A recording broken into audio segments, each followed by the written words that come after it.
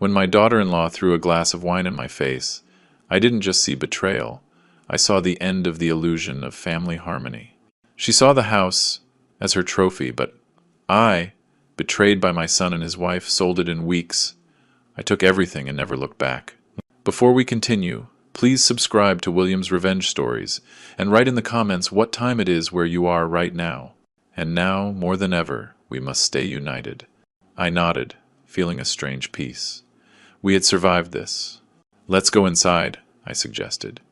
Richard must be waiting for dinner. We walked hand in hand toward the house, our house. The future was uncertain, but as long as we had each other, we could face any challenge. And so, the man who had faked a collapse one morning to discover a terrible truth now walked firmly into a new chapter of his life. A chapter where a son's betrayal would hurt like an open wound, but where the certainty of having acted with dignity and justice would also shine. Because in the end, the only thing that really matters is being able to look in the mirror and recognize. A person who defended what was right, who protected those he loved, and who never gave in to injustice, even when it came from his own blood. And that, more than any fortune or property, is the true legacy I hope to leave in this world. I adjusted my tie in the reflection of the car window before walking to the front door, checking that the knot was centered. The leather folder with documents felt heavy under my arm, and the velvet jewelry box pressed against my chest through my jacket pocket. Everything had to be perfect for this moment. I had rehearsed my speech on the drive from my house, imagining Daniel's face when I announced what I had decided. He looked thinner than last month, his shoulders slumped. "Thanks for coming." "Of course I came." I set the folder on the side table, keeping the jewelry box in my pocket for now. "This is important." We sat down. Valerie poured wine into crystal glasses I had never bought, filling hers almost to the brim. Daniel's hands fidgeted with his napkin, folding and refolding the corner. The first course appeared. Had she hired someone to cook? I realized, seeing the professional plating, more expenses. I waited until she finished serving. The moment felt ceremonial, significant. I retrieved the folder and placed it carefully on the table between us, smoothing the leather with my palm. Daniel, Valerie. I wanted tonight to be special. I opened the folder, revealing the property deed on top, my grandfather's signature still visible in faded blue ink at the bottom. This house has been in the family for 3 generations. My grandfather bought it in 1960, when this neighborhood was still being developed. He paid $12,000 for it. Valerie leaned forward, her eyes fixed on the papers. He passed it to my parents, who lived here for 40 years. They passed it to me. And now, I paused, wanting the words to have the proper weight. Now I am ready to pass it to you, Daniel. Next week I have an appointment with the notary to make the transfer official. The house will be yours. Finally, Valerie's voice cracked across the table like a whip. Do you know how long we've been waiting? 3 years, Arthur. 3 years of our lives in limbo. I blinked, confused. Waiting? Valerie, I don't understand. I'm giving you the house to live in, to build your family. Live in it? She laughed, a sharp, shrill sound. We don't want to live here. We want what's ours. I have buyers lined up, $2.1 million. We could finally start our real life. Move to a better neighborhood. But you keep dragging your feet with your sentimental garbage about family traditions. The room tilted slightly. Buyers? You want to sell it? Of course we want to sell it. That's the whole point. She was standing now, her chair scraping backward. What did you think? That we were going to waste our best years in this dated house, in your dated neighborhood, playing happy family? We need that money, Arthur. We've earned it by putting up with your endless delays and your control. I am not trying to control anyone. I kept my voice level, the way I had learned to in court when proceedings got heated. The house was meant to be a home, for family, for generations. We don't care about your generations. Her hand slammed the table, making the crystal vibrate. I already found buyers who will pay $2.1 million. That's our ticket out. Our chance to build something real. But you pathetic, manipulative old man, you think you can hold us hostage with your money? Daniel was staring at his plate. His knuckles had turned white around the napkin. Daniel? I turned to my son, searching his face for some recognition. You knew about this? About selling? He opened his mouth. Nothing came out. His eyes stayed fixed downward. Of course he knew. Valerie grabbed her wine glass. He's my husband. But he's too weak to stand up to you. Too afraid to disappoint Daddy. Well, I'm not afraid. This is our house. We've earned it. The wine hit my face, cold and sharp, the red liquid splashing my vision. It soaked my white shirt. It dripped from my chin onto the papers I had laid out so carefully on the table. The documents darkened at the edges, blooming with red stains. Pathetic old man, Valerie hissed. You think you can control us with your money? This is our house. We've earned it. I stood up slowly. Wine dripped from my collar, pooling on my shirt. My hands moved deliberately. I set down my napkin. I gathered the wine-stained documents and put them back in the folder. The velvet jewelry box remained in my pocket, undelivered.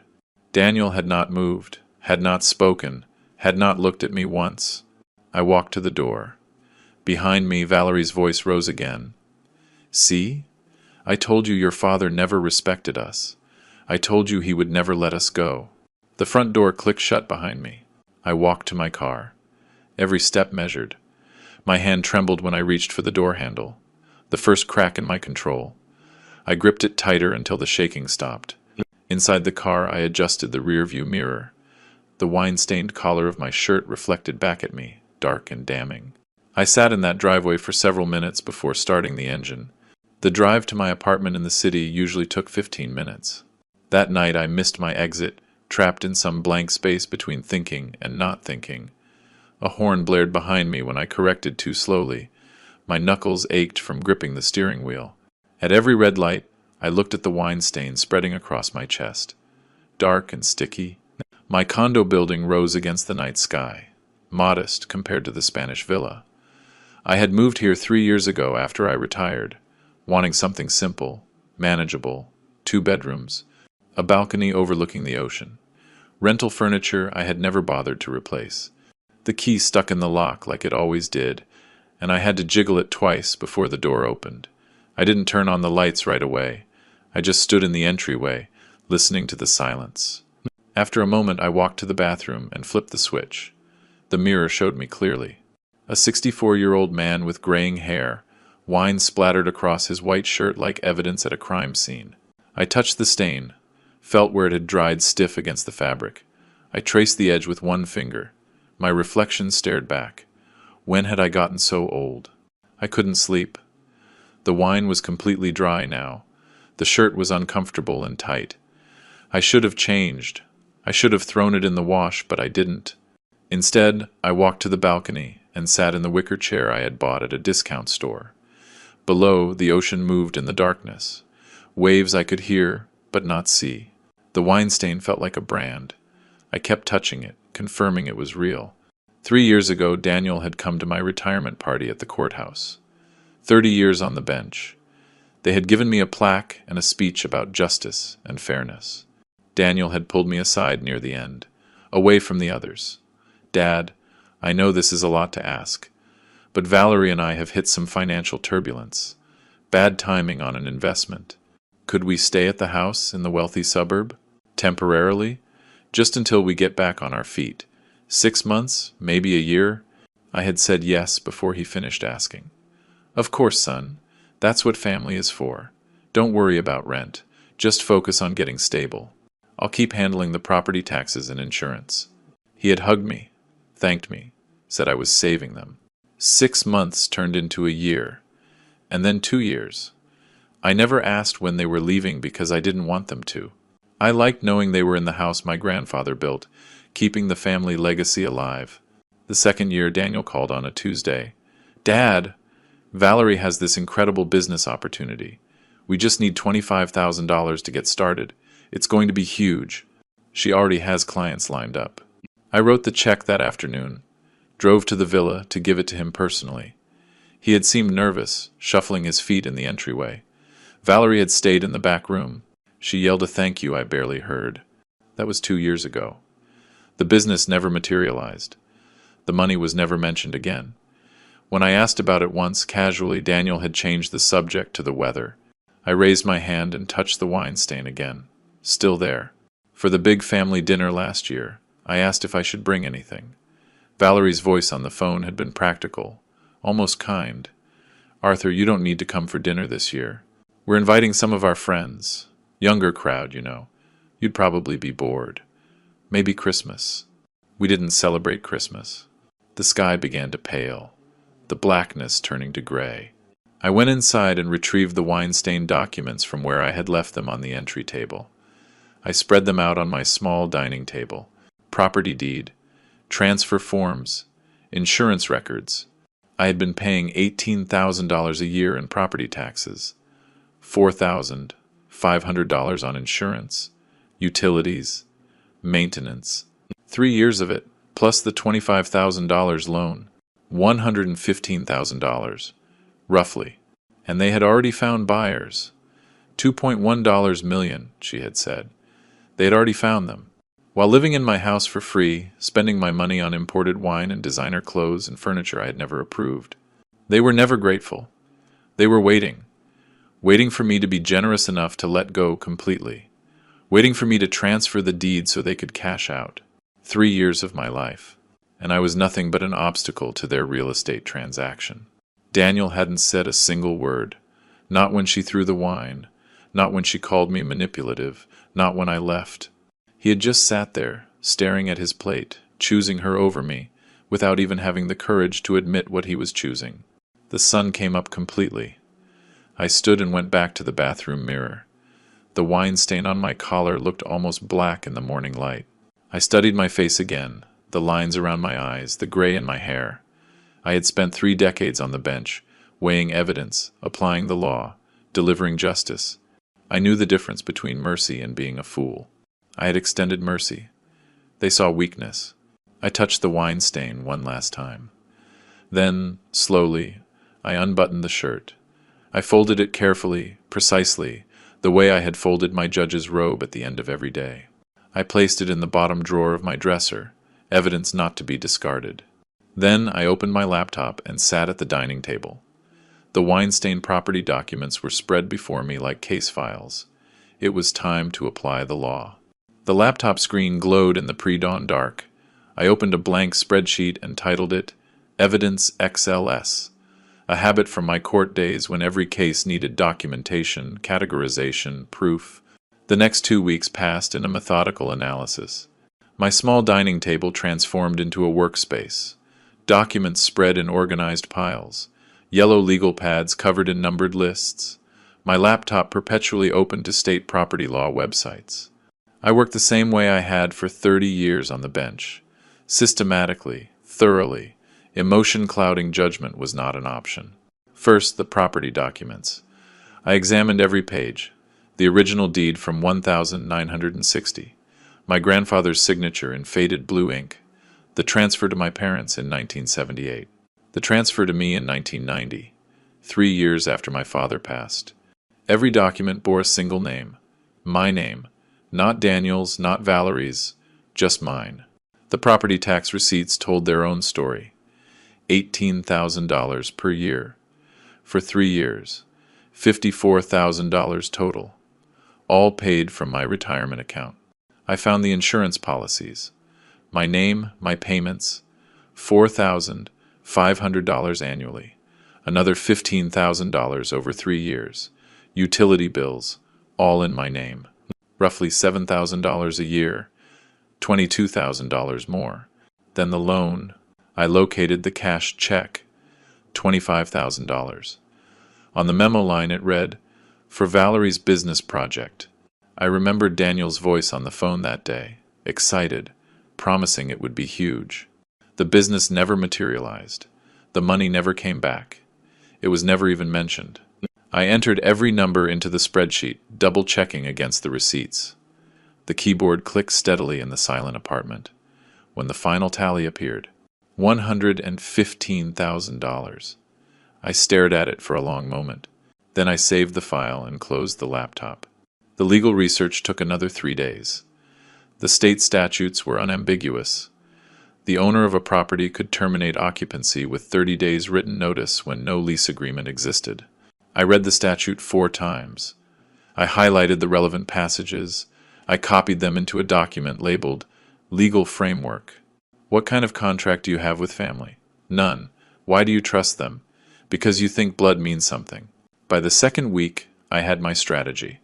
I took out a fresh yellow legal pad, the same kind I'd used for 30 years in my chambers, and wrote at the top 5-step plan. Step 1. Retain real estate attorney for accelerated legal sale. Step 2. Remove all personal property and family heirlooms prior to notice. Step 3. Secure a buyer willing to accept a standard closing window. Step 4. Serve legal 30-day notice to occupants. Step 5. Complete transaction and cut all contact permanently. I photographed the page with my phone. Then I circled Step 1. Underneath it, I wrote, Mark Webb? Mark had handled real estate cases in my courtroom years ago. Sharp, efficient, no tolerance for emotional complications. The hardest decision came on day 12. I opened my desk drawer and pulled out my current will. A single page. Simple language. Daniel, sole beneficiary. Retirement fund 340 Investment portfolio 280. Total 620. I picked up my phone and found Diane Morrison's contact. My finger hovered over her name. Estate attorney. Colleague. For 2 decades. Someone who knew my history. I pressed the button. Diane, it's Arthur. I need to revoke my current will and draft a new one. Complete removal of the primary beneficiary. Her pause lengthened. Arthur, that's... Are you sure? Daniel is your only son. Maybe you should wait until... I'm sure. Can you fit me in this week? Friday afternoon? I'll be there. After I hung up, I sat still for several minutes. This wasn't anger. Anger fades. This was the correction of an error. The same process I had applied countless times from the bench when reviewing cases built on false premises. On the evening of the 14th day, I called Daniel's number. It rang 4 times. Went to voicemail. I hung up and redialed. Voicemail. 3rd call. 4th call. Each rejection noted mentally like accumulating evidence. On the 5th try, he answered. Dad, look. I've been meaning to call. I need to pick up some documents from the house. I'll be there on Wednesday at 10 a.m. Please be home. Documents? What documents? Dad, I'm sorry about Valerie. She was upset. She didn't mean. Wednesday, 10 a.m. I ended the call and set the phone down with deliberate care, the same way I closed case files after delivering the final judgment. My hand didn't tremble this time. The shaking from 2 weeks ago was gone completely, replaced by something colder and more durable. I looked at my reflection in the darkened laptop screen. For 30 years, I had maintained composure in court while delivering life-changing sentences. I had mastered the ability to speak with absolute authority, to make people understand just from my tone that the discussion was over and the decision was made. Daniel heard it. That shift, 3 years of softness, patience, fatherly indulgence, erased in 8 words. He knew something fundamental had changed. Good. He should. They both should. I opened my desk drawer and looked at the wine-stained shirt, folded precisely where I'd placed it 2 weeks earlier. Evidence, still preserved, not for sentiment, but for principle. The stain had darkened to almost black, permanent. I closed the drawer and returned to my yellow legal pad. Next to step 1, I wrote, Mark Webb, Monday 9 a.m., and underlined it twice.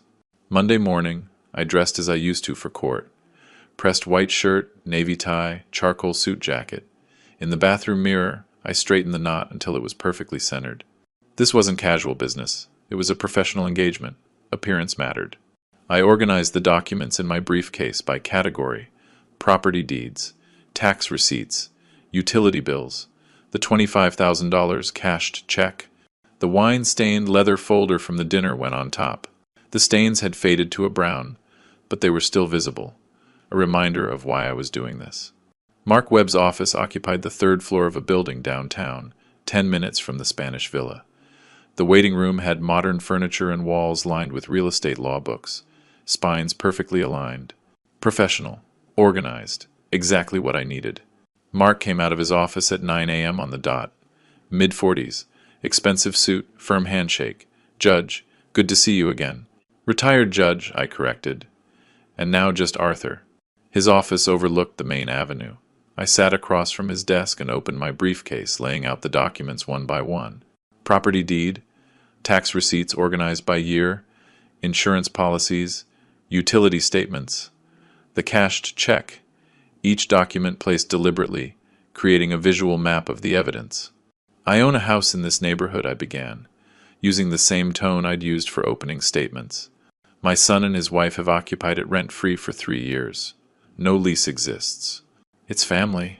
2 weeks ago, they made their intention clear to sell the property immediately upon transfer and divide the proceeds. I have decided to sell it myself.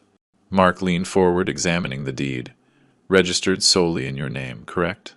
Inherited from my parents. 5 owners. No liens. No encumbrances. He reviewed the tax receipts, nodding. You've maintained all financial obligations. Every payment for 3 years. Property taxes, insurance, utilities. They have paid nothing. I slid the spreadsheet across his desk. Total financial contribution from me, $115,000. Mark studied the numbers. Then he looked up. Mr. Arthur, legally, you are in an absolutely strong position. The house is yours. No lease exists. I assume because it's family. Correct. No formal agreement. They asked to stay temporarily 3 years ago. I agreed. Then under state law, they are occupants without a contract. You can sell the property at will. You are only obligated to provide 30 days written notice before they must vacate. The confirmation settled something in my chest. Not satisfaction exactly, but validation. My research had been accurate. The law was on my side. I want this handled discreetly, I said. No advance warning. Find a buyer, secure the deal, then notify them. Mark tapped his pen on the desk. Understood. A typical closing takes 60 days. We'll need that time for title search, inspections, paperwork. You will serve the notice 30 days before closing. That complies with the law and gives them minimal time to interfere. Your fee? Full representation through closing. $8,500. Acceptable. When can we start? I'll draft the listing agreement today. We can have the property on the market by the weekend. He paused. One question. Personal property in the house. Furniture. Belongings. Any concerns there? I had anticipated this. Significant concerns. The house contains valuable pieces that belong to my parents. An antique dining set, roughly $12,000. A collection of rare books. Another $7,000 or $8,000. Paintings. My grandfather's stamp collection. I need to remove them before the sale. You have every right to remove your personal property, but given the tension, I'd recommend doing it carefully. Perhaps hire professionals? Already planned. I'm handling it this week. We shook hands. I left his office with a signed representation agreement and a clear timeline. 60 days to close. 30-day notice to occupants. 90 days total until I never had to see that house. Or them. Again. I spent the next 2 days preparing for the Wednesday visit. I made lists of every valuable item I could remember in the house, particularly in my old study. The room Daniel and Valerie had avoided because it contained old things. My grandmother's mahogany dining set with 8 chairs. My father's law library. First editions of historic cases. Paintings I had inherited. That study held $30,000 in family heirlooms they had ignored for 3 years. Wednesday morning arrived. I drove to the house carrying a camera, a tape measure, and my yellow legal pad. The driveway looked the same, but I felt different pulling into it. No nervousness. No anticipation. Just cold purpose. Daniel opened the door before I knocked. He had dark circles under his eyes. His face was drawn. Dad, thanks for coming. Listen. About last week, Valerie she gets emotional about money, but she didn't mean. Not now, Daniel. I'm here on business. Business? What business? Dad, can we just talk? I walked past him. Where's the key to the study? The study? It's unlocked, but why? I walked down the hall without answering. Valerie's absence registered immediately. She was home. I could feel it, but she was staying in the bedroom. Demonstrative contempt. She couldn't even be bothered to face me. The study looked exactly as I had left it 3 years ago. Mahogany furniture gleaming, books lining 2 walls. Paintings hung precisely where my father had placed them. I put my camera on the desk, and I began to systematically photograph every piece, multiple angles, close-ups of maker's marks, measurements recorded on my legal pad. Daniel appeared in the doorway. "What are you doing?" I didn't look up. "Inventory of personal assets. These items belong to me. I have every right to document my own possessions." "But why now? What's going on?" "I'm clarifying ownership. I photographed the dining set, counting chairs, noting the carved legs. These pieces were never part of the house. They are my personal property." He shifted, hands in his pockets. "You're not going to take all this stuff, are you? This stuff has always been here. It's part of the house." I stopped photographing, and I turned to face him. I made eye contact. I held it until he looked away. "Daniel, these pieces belong to my parents. My grandmother's dining set, my father's book collection. They were never part of the house's structure. They are mine. I will be removing them when the time comes." "When the time comes? What does that mean?" "Dad, you're scaring me." "Ian." I went back to photographing. He stood in the doorway for another 5 minutes. Then he disappeared. I heard murmured voices from the bedroom, him reporting to Valerie, probably. I didn't care. The inventory took 90 minutes. Every piece documented, measured, catalogued. When I finished, I walked to the front door. Daniel materialized from the kitchen. "Dad?" I nodded once.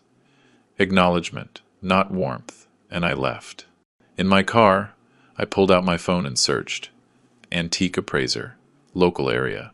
The top result showed 4.9 stars, 200 reviews, timeless treasures. Owner, Ruth Castellano. Specialized in estate appraisals and furniture authentication. I drafted an email. "Miss Castellano, I require a professional appraisal of antique furniture and rare books at a property in the neighborhood. Items include an early 20th century mahogany dining set, a collection of first edition legal texts, and various heritage pieces. I may also need assistance with careful removal and storage. Available next week. Arthur." I reread it. I deleted "my son and his wife currently live there" and replaced it with nothing. Sent. Driving home, my phone pinged. Ruth's reply. "Mr. Arthur, I'd be happy to assist with your appraisal. I can schedule a visit next week. Would Tuesday morning work for you?" I pulled over and typed. "Tuesday at 10 a.m. I will coordinate with the current occupants." Not my son. Occupant. I sent the message and pulled back into traffic. Heading for my apartment. Step 2 was moving exactly as planned. The following Monday morning, I arrived at the house 10 minutes before Ruth. I had told Daniel it was a professional appraisal for insurance purposes. Plausible, not alarming. He had agreed nervously over the phone, promised he and Valerie would stay out of the way. Ruth's van pulled into the drive at 10 a.m. exactly. She stepped out wearing simple linen trousers and a crisp white blouse, her silver hair pulled back in a sleek, low bun. She carried a leather tool case in one hand and a tablet in the other. Everything about her movements suggested quiet competence. No rush, no hesitation. Daniel opened the door before we reached it. "Good morning. You must be the appraiser." He extended his hand. Ruth shook it briefly. "Ruth Castellano. I'm here to assess heritage pieces for Mr. Arthur. Professional, polite, nothing more." Valerie appeared behind Daniel, dressed carefully, in a way that suggested she had spent time preparing. "Hi, I'm Valerie, Daniel's wife. We live here." She smiled, extending her hand with exaggerated warmth. "It's such a beautiful home, isn't it?" Ruth's handshake was even shorter. "Ruth Castellano." Then she turned to me. "Shall we begin, Mr. Arthur? I'd like to examine the mahogany set first while the morning light is optimal." Valerie's smile faltered. I led Ruth to the study, leaving Valerie standing in the hallway, dismissed not with rudeness, but with professional focus. In the study, Ruth set down her case and pulled out a pair of white cotton gloves. She put them on before she touched anything. The gesture impressed me. Reverence for the objects. Respect for preservation. She ran her gloved hand along the edge of the dining table, examining the carved details. Then she knelt, using her phone's flashlight to check for maker's marks underneath. Caribbean mahogany, she said softly, her fingers tracing the wood grain. Hand-carved details. Original finish. You can see the joinery technique here. 1,920 seconds craftsmanship. She pulled out a small jeweler's loupe, examining the carving more closely. Pre-revolutionary Cuban work. This is extraordinary.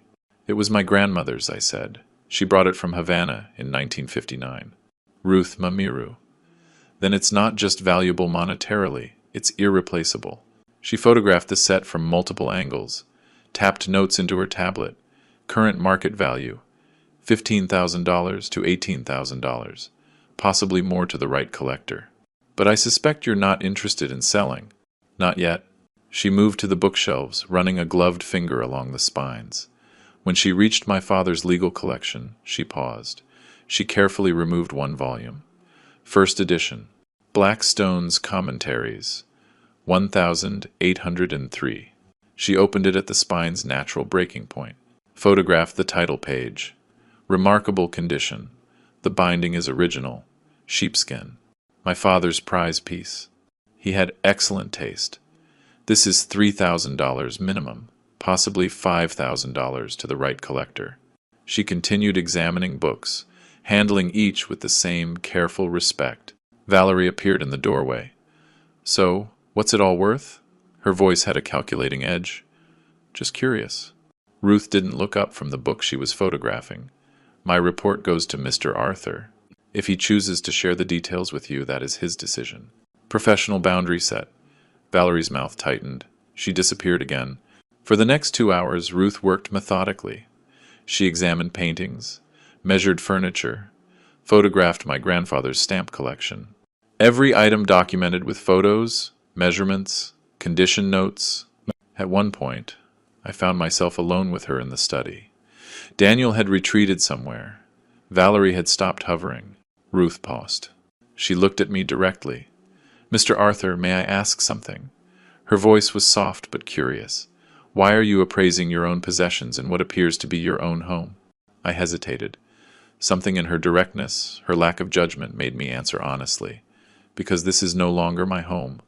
I'm taking what belongs to me before I leave. Permanently. She held my gaze for 3 seconds. Then she nodded once. I understand. You do? Yes, I do.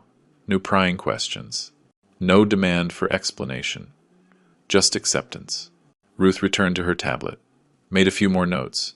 Then you will need help removing these pieces. They are fragile, valuable, and based on the tension I'm sensing here, you'll want this done discreetly, quietly. Am I correct? Very correct. I have a professional team. We can do it in 1 day when the house is empty. Climate-controlled truck, proper equipment, secure storage. She looked at me. If you trust me. I studied her face, the quiet intelligence in her brown eyes, the steadiness of her posture. 3 years of manipulation had taught me to recognize genuine transparency. I saw it here. How much? $3,000 for the move and the first month of climate-controlled storage. If you later decide to sell through my gallery, I charge the standard 20% commission. No pressure to sell. No hidden fees.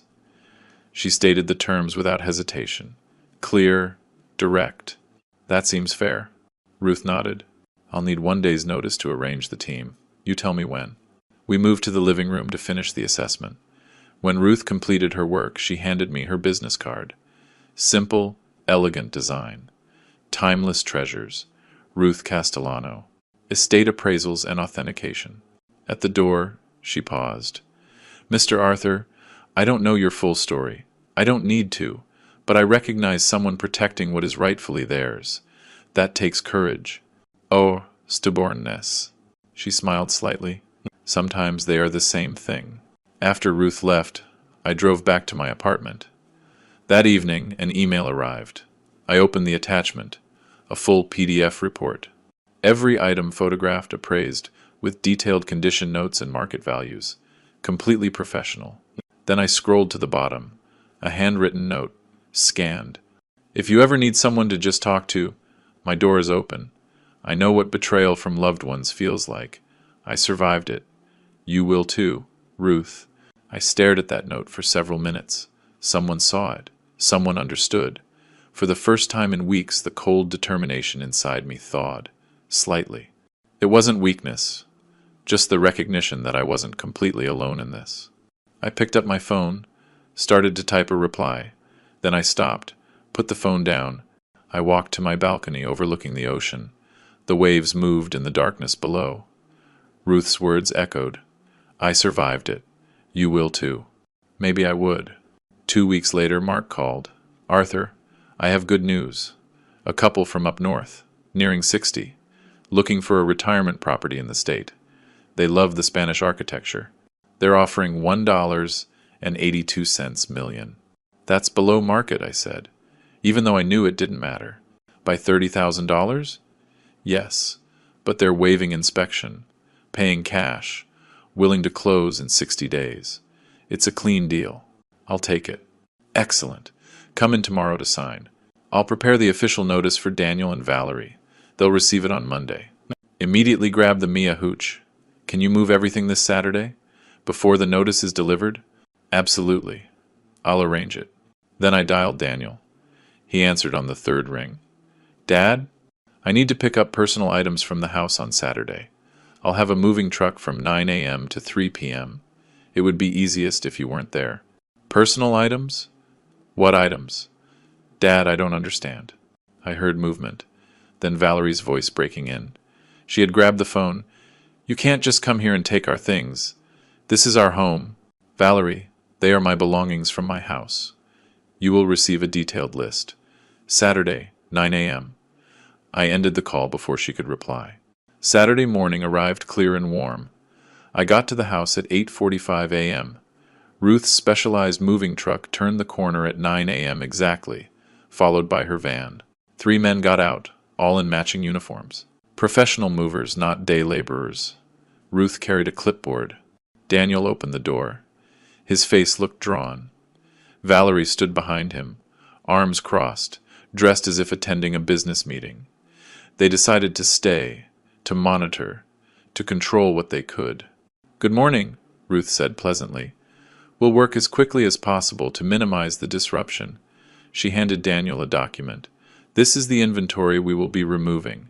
Everything listed was previously documented and photographed as Mr. Arthur's personal property.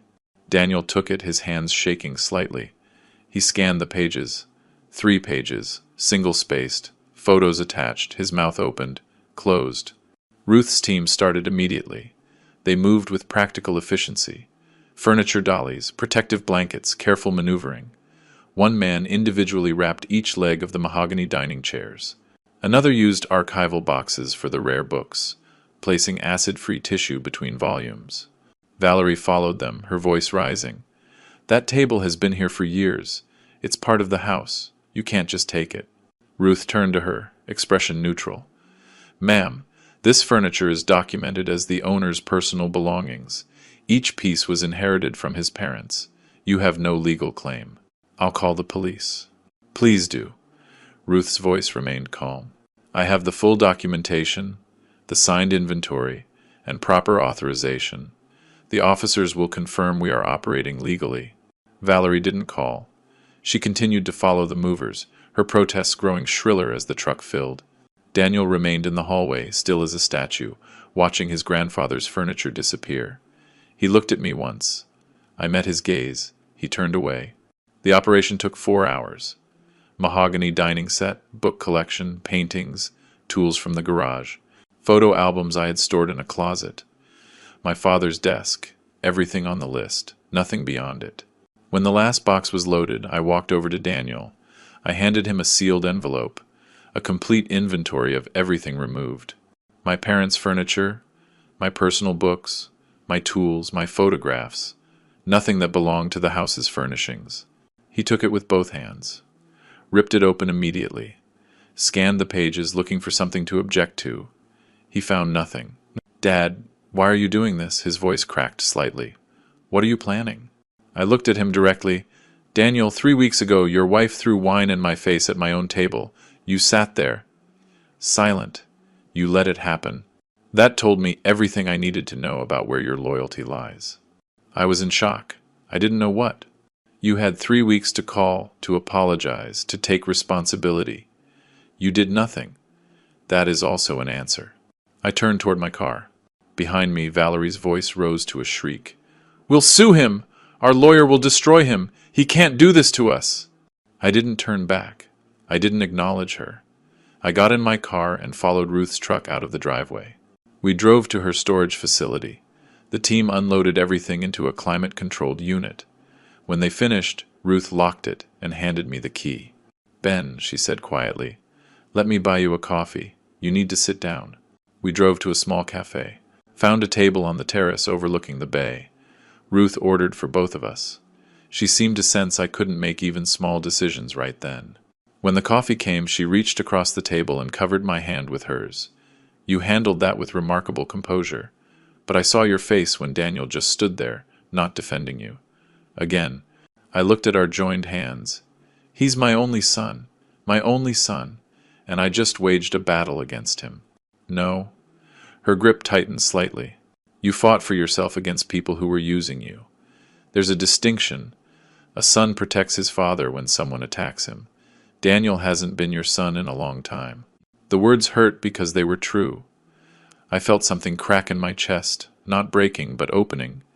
It doesn't make it hurt less. Of course not. You're allowed to grieve what you lost.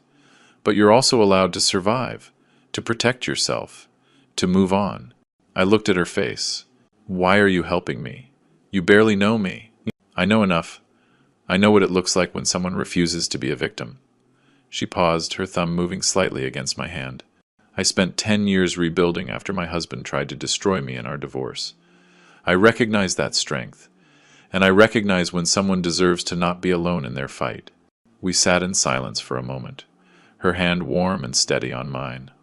For the first time since my wife died 5 years ago, found a table on the terrace overlooking the bay. Ruth ordered for both of us.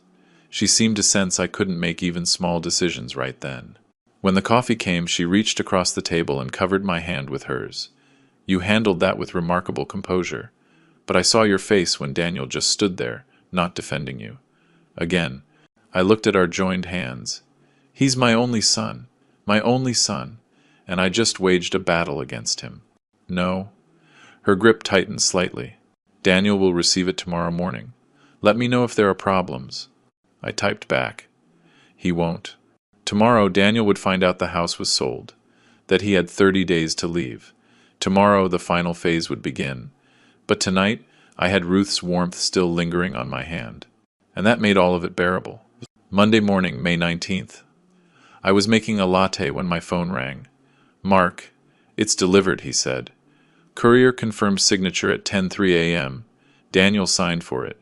J.M., why are you helping me? You barely know me. I know enough. I know what it looks like when someone refuses to be a victim. She paused, her thumb moving slightly against my hand.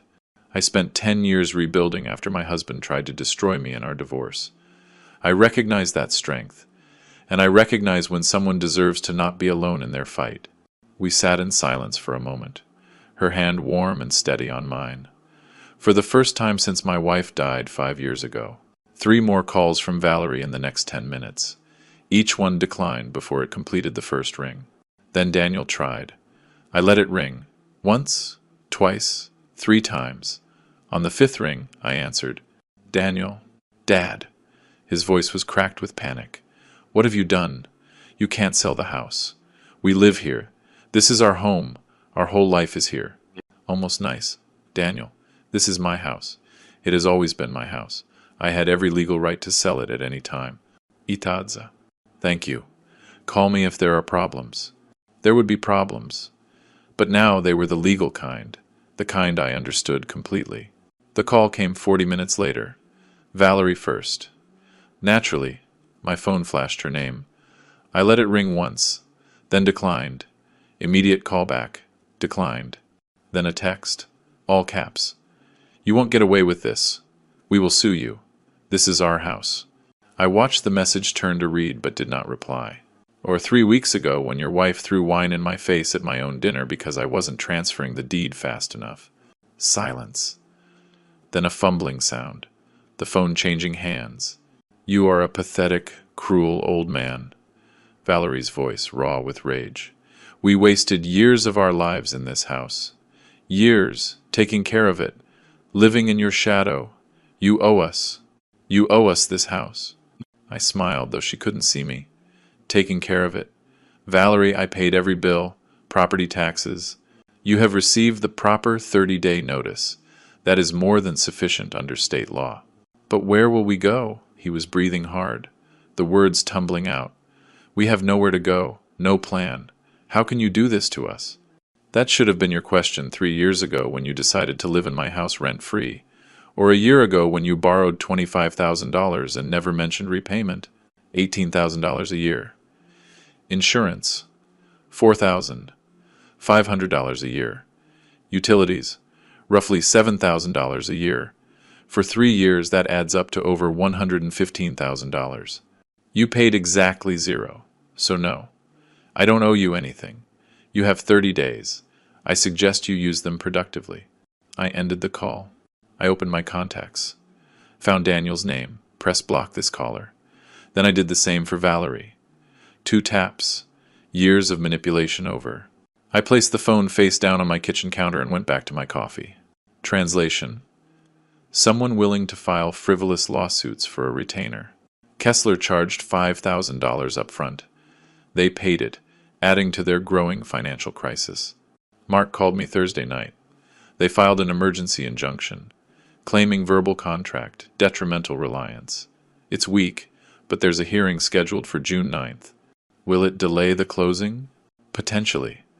If the judge grants a temporary stay pending the full hearing, our buyers are nervous. We'll handle it, I said. I know how to prepare for court. That same week I saw Ruth almost daily. Coffee on Tuesday at a cafe overlooking the marina. Wednesday lunch at a small bistro. Thursday we walked through the botanical gardens, talking about everything except the house sale, her years rebuilding after the divorce, my judicial career, books we had read, places we wanted to see. Friday night, after she closed her shop, we met at a waterfront restaurant. We sat on the terrace as the sun began its descent into the bay, painting the water in shades of amber and rose. Ruth reached across the table, covered my hand with hers. The gesture was deliberate, gentle. I turned my palm up, receiving her touch. Arthur, I don't know what comes next for you, she said softly. The sale? What happens after? Where life takes you? But I want you to know something.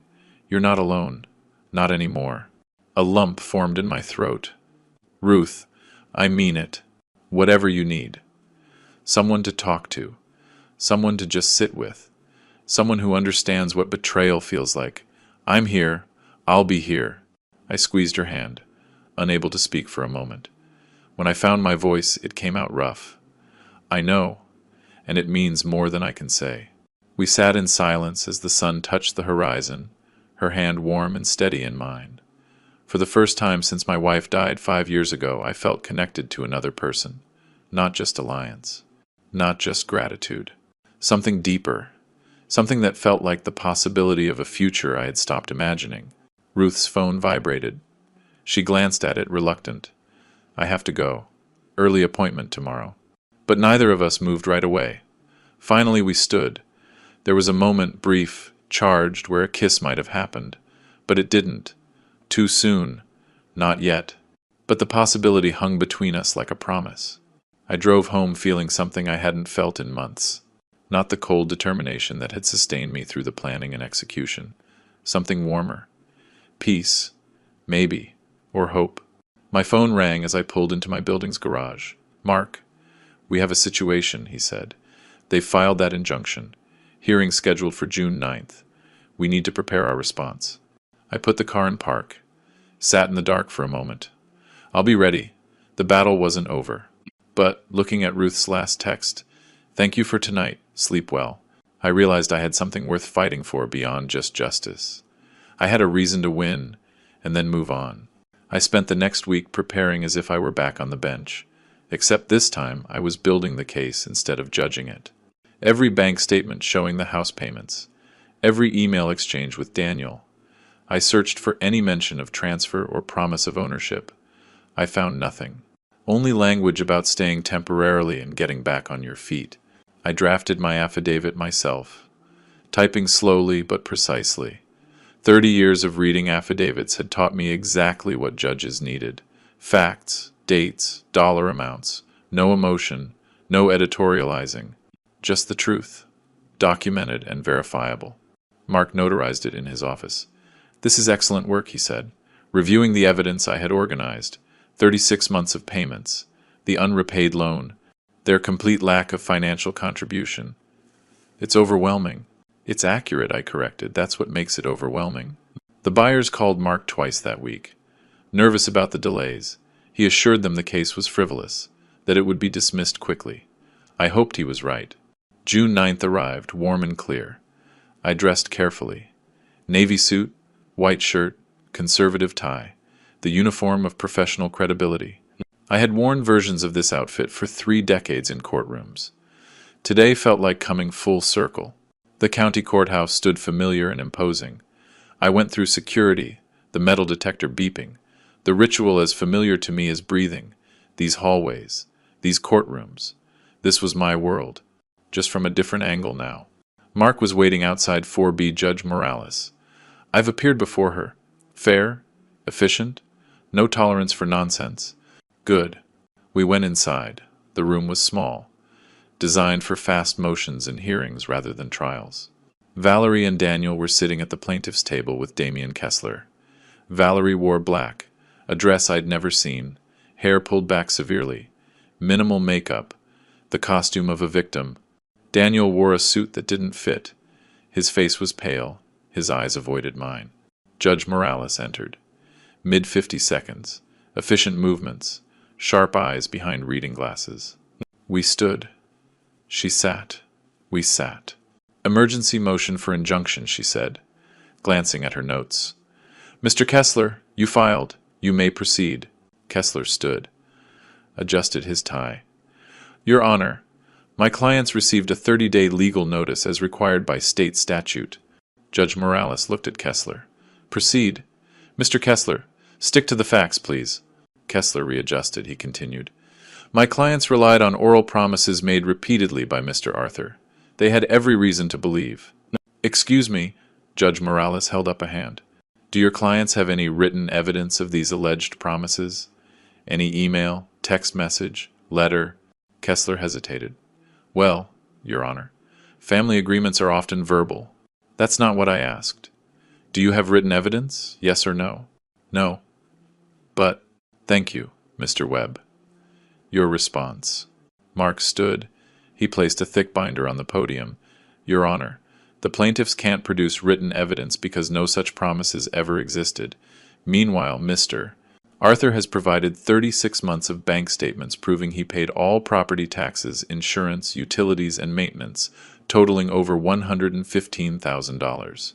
The plaintiffs contributed $0. They lived rent-free for 3 years. This is not detrimental reliance.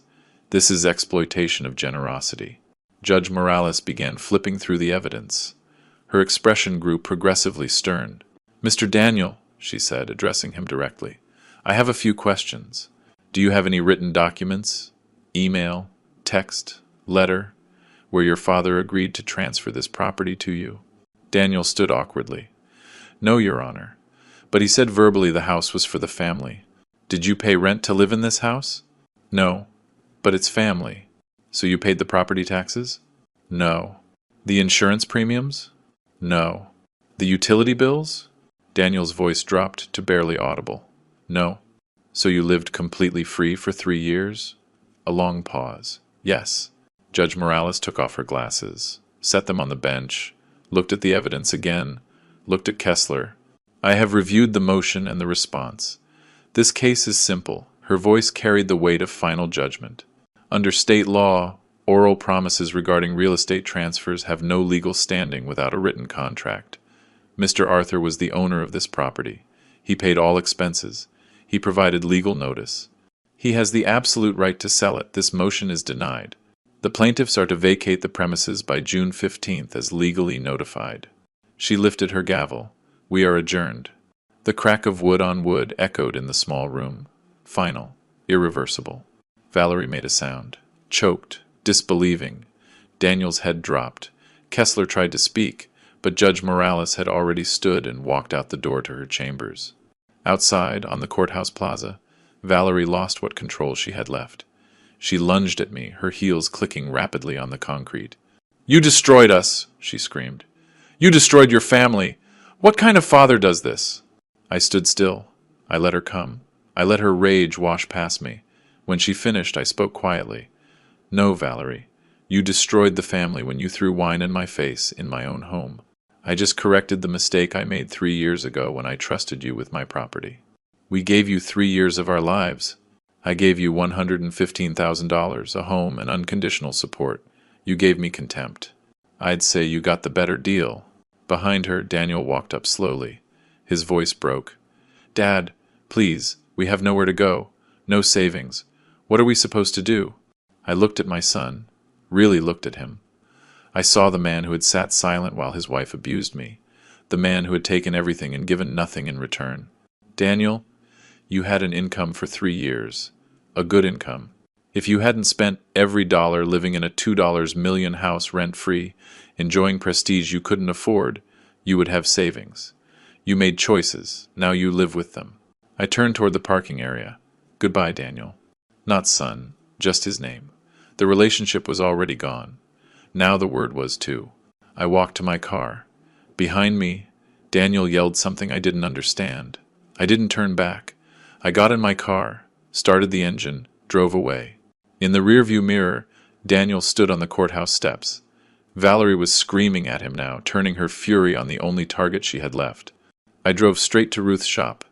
She saw my face through the window, immediately flipped the close sign and took me upstairs to her private office. She made tea. She didn't ask questions. She just waited. "I won," I said finally. "Complete victory." The judge didn't even hesitate. "And you feel?" "I feel terrible," Ruth finished gently. "Because he's my son. And I just had to beat him in court." I nodded. I couldn't speak. She came over to me, put her arms around my shoulders. I let my head rest against her. I let the weight show. "Listen to me," she said, her voice firm against my ear. "You won a case against people who were exploiting you. A real son protects his father, defends him. Daniel chose Valerie's greed over your dignity every single time. He stopped being your son when he sat silent while she abused you. He's still my only son." "I know." Her arms tightened. "And you are allowed to grieve that. But you are also allowed to survive, to protect yourself, to move on." We stood like that for a long time, her strength holding me up. Outside, the afternoon light was shifting toward evening. She finally let go, wiped a tear from my cheek I didn't know had fallen. "Ben," she said, "I'm making you dinner, real food. We'll sit, and we'll eat, and we'll talk about anything except your son and that house." I nodded, managed a small smile. As we walked to her car, my phone vibrated. Text from Mark. "Buyers confirmed. Closing proceeds as scheduled.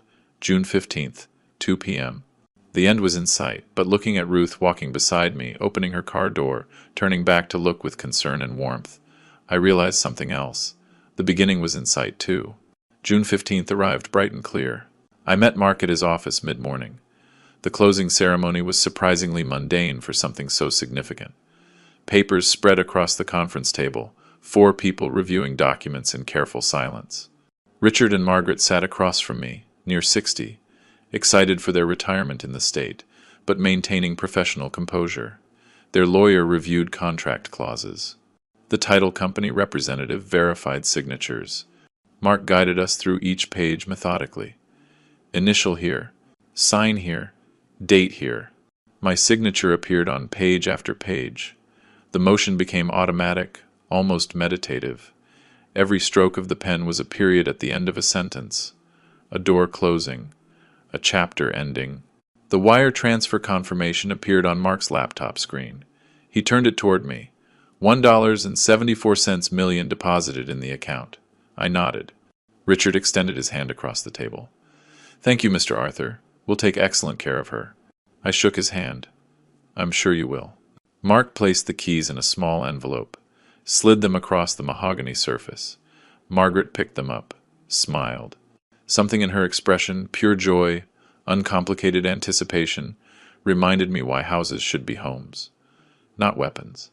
That afternoon, county sheriff's deputies knocked on the villa's door.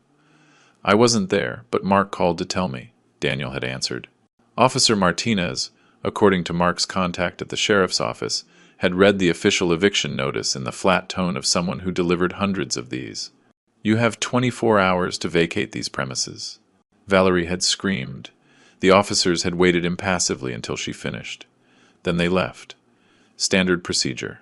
The next morning, I drove past the house, just once, from a distance, and saw the U-Haul truck in the driveway, watched them loading boxes. I didn't stop. I didn't announce myself. I just observed from 2 blocks away. Then I drove home. They moved to a more modest neighborhood, a rental apartment, small, $1,800 a month instead of free. Mark heard through courthouse connections that their financial situation had deteriorated severely. Credit cards maxed out from the lawyer's fees. No savings. The prestigious lifestyle they had enjoyed at my expense had evaporated overnight. Over the next few days, Daniel tried to call. My phone showed number no longer in service. I had changed it the day after the closing. New number. Clean break. He tried to email. I had closed that address too. Complete separation. A week after the closing, I sat in Diane Porter's office. We had worked together 15 years. She had handled my wife's estate, various legal matters, my previous will. She knew my history. Arthur, she said, reviewing my request, I have to ask, are you absolutely sure about this? Daniel is your only son. Sometimes family rifts heal over time. Diane. I kept my voice level. My son sat silent while his wife threw wine in my face at my own dinner. He borrowed $25,000 with promises of repayment that never materialized. He lived in my house for 3 years without contributing a single dollar. When I needed him to be a son, he was absent. Why would I reward that? She sighed, nodded. I understand. Who do you want to designate as beneficiaries? Dos recipients. The State Judicial Veterans Support Fund. $340,000 from my retirement fund. And Ruth Castellano, $280,000 from my investment account. Diane looked up, surprised. Ruth Castellano from Timeless Treasures? I've seen her at charity events. I smiled, slightly. Yes, when everyone else saw me as a resource or an obstacle, she saw me as a person. That matters. It matters a lot. Diane's expression softened. I think that's a beautiful choice. The new will took a week to draft. I reviewed it carefully. Approved every clause. I signed it in Diane's conference room with 2 paralegals as witnesses. The notary pressed her seal into the paper. The physical imprint made it real. Irreversible. Daniel was legally disinherited. The previous will formally revoked. Meanwhile, Ruth and I spent more and more time together. No longer just coffee. Dinners at quiet restaurants. Weekend walks on the beach. Visits to galleries where we discussed paintings for hours. Discovering we shared similar tastes. Preference for landscape over portrait. Color over monochrome. Honesty over pretense. She told me more about her divorce 10 years ago. Her husband's financial betrayal, the brutal legal battle, the years rebuilding her business and her trust. I shared more about my late wife. The gradual erosion of my relationship with Daniel that had started years before Valerie. My regret at not seeing it sooner. In late June, Ruth arranged for me to meet her son, David. Lunch at a bistro. He was 40, software engineer, smart and warm, protective of his mother, but not hostile. At one point, while Ruth was in the restroom, David leaned forward. I'm going to be direct. My mom went through something terrible with my father. It took her a decade to rebuild. She's been alone because she's cautious. If you're with her, treat her right. It's my intention. She deserves nothing less. He studied my face for a moment, then nodded. Good, because she talks about you constantly. I haven't seen her this alive in years. Mid-July brought an evening that felt suspended out of time. Ruth and I sat on my apartment terrace, wine glasses between us, watching the sun paint the ocean in shades of amber and rose. A comfortable silence stretched between us, the kind that only comes when words aren't necessary. Finally I spoke. I thought my life was over at 64. That after the whole thing with Daniel there was nothing left for me except to exist, to go through the motions, but you showed me I was wrong. No? She turned to look at me. You showed yourself. You stood up. You fought for your dignity. I just had the privilege of watching. You were more than a spectator. Maybe. Maybe we helped each other. I stood up. I held out my hand. She took it. Stood up. We stood close. The sun setting behind us. The future uncertain, but somehow less frightening than it had been months ago. I leaned forward. She met me halfway. Our lips touched softly, tentative at first, then more certain, 3 seconds. We pulled back, looked at each other, smiled. Then we kissed again, longer, my hand cupping her face, her hand resting against my chest. Not desperate, deliberate. Two people who had earned the right to be careful with their hearts. When we finally separated, she rested her forehead against mine. I should go, she whispered. Early shipment at the shop tomorrow. Have dinner with me tomorrow night. Somewhere nice. I want to celebrate. Celebrate what? New beginnings. She kissed me one more time, quick and soft. Then she was gone. I stood alone on the terrace, watching the ocean darken, feeling something I hadn't felt in years. Not just peace, real happiness. My phone vibrated. Email notification. Subject, from Daniel. I stared at it for a long moment.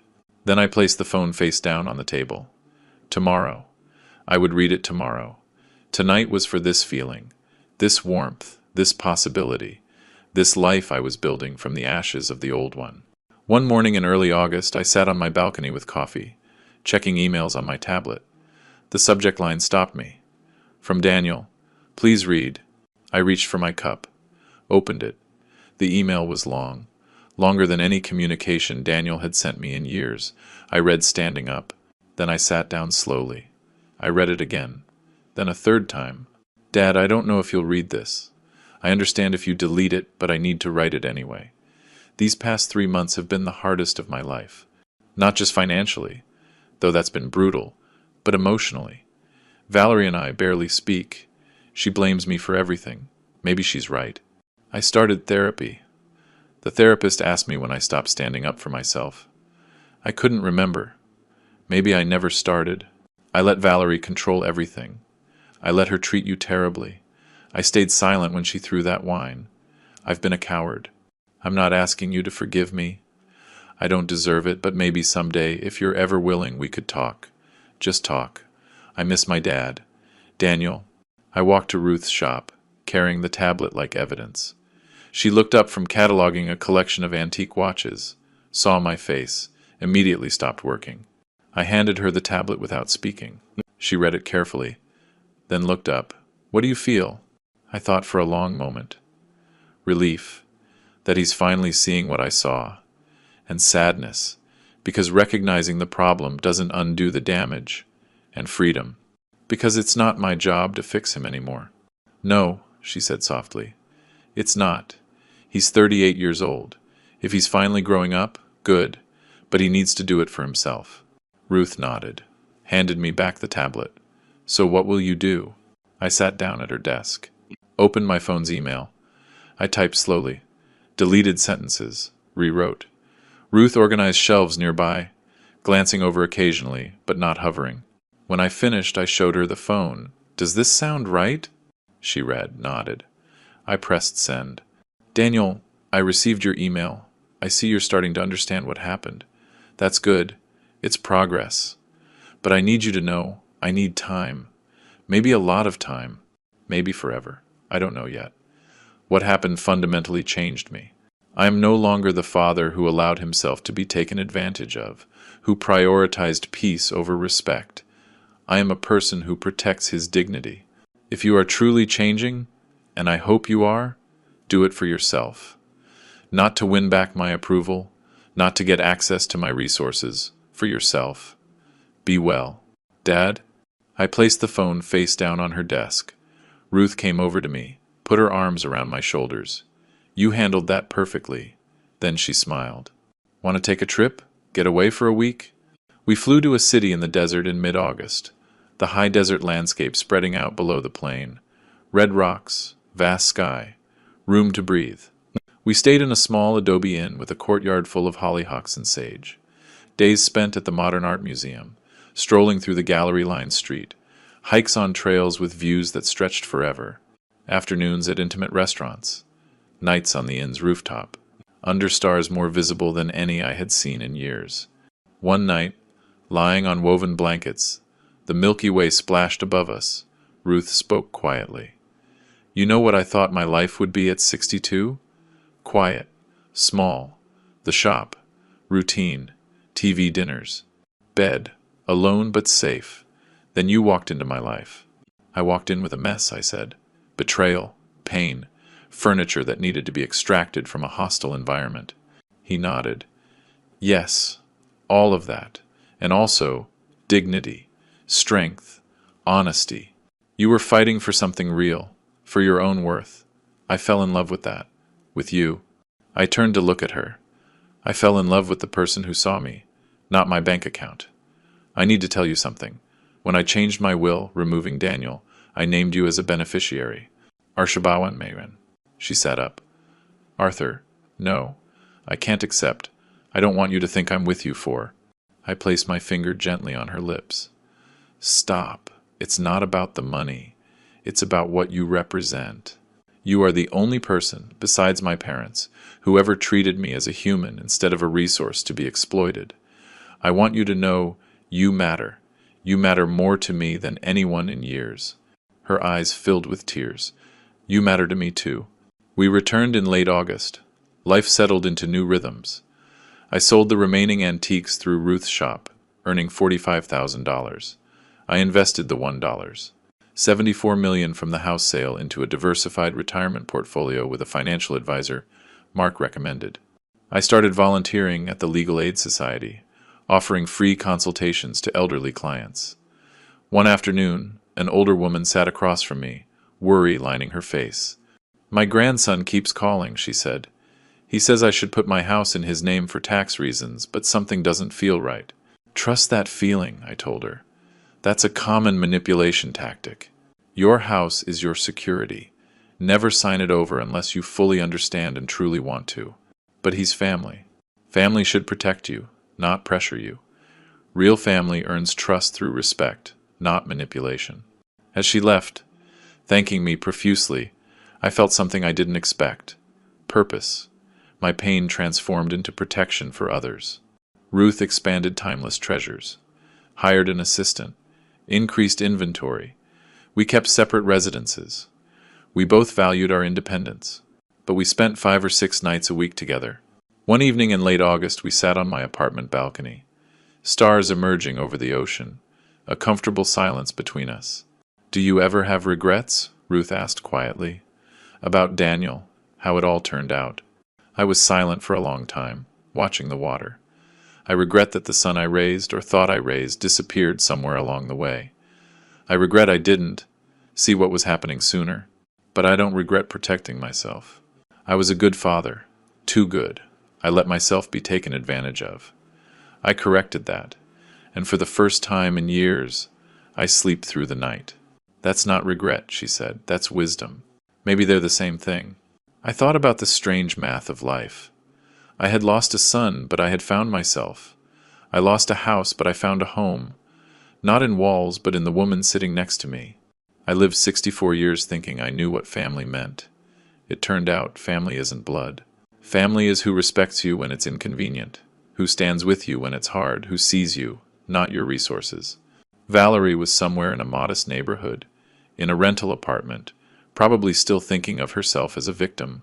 Daniel was there too, finally growing up, possibly too late for our relationship, but hopefully not too late for himself. And I was here, on this balcony, holding the hand of a woman who treated me with dignity. I had won, not because I had destroyed someone's life, but because I had rebuilt mine. I smiled. Ruth smiled back. We didn't say it out loud, but we both knew. This was a real happy ending, not a fairy tale, a real one, where the hero chose himself, protected his dignity, set boundaries. He found love not through rescue or drama, but through mutual respect between two people who had survived betrayal and learned what truly mattered. The ocean moved in the darkness below. The stars wheeled above us. Ruth's hand warm in mine. Justice achieved, life rebuilt, peace earned. I had spent 30 years on the bench delivering verdicts. Now I had delivered one for myself. I deserved better. And I had made it happen. The rest was just living. And that, finally, was enough. If you like this story, please like this video, subscribe to William's Revenge Stories, and share your thoughts on this story in the comments. To hear the next story, click the box on the left. Thanks for watching.